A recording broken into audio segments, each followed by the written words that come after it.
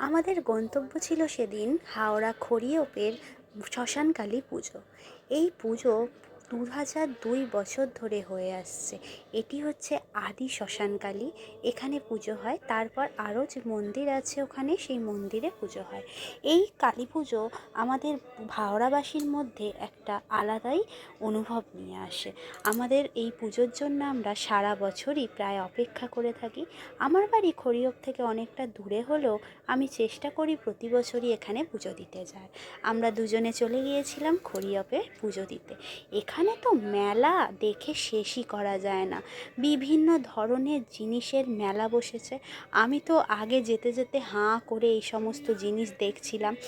আমার এত ভালো লাগছিল কি বলবো। মেলায় এমন কোনো জিনিস নেই যে পাওয়া যাচ্ছিল না, সমস্ত কিছু পাওয়া যাচ্ছিল।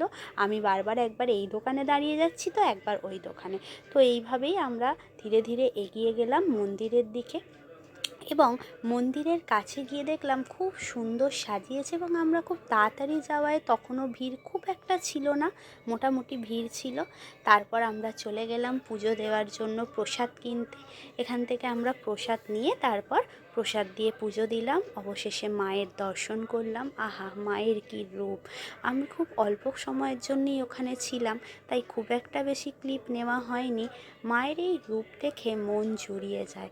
আর মা, তুমি সবার মনের ইচ্ছা পূরণ করো।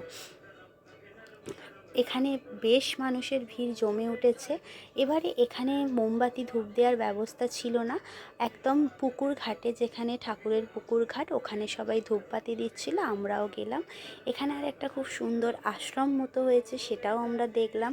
তারপর আবার মেলা দেখতে দেখতে কিছু জিনিস এটা ওটা কিনলাম।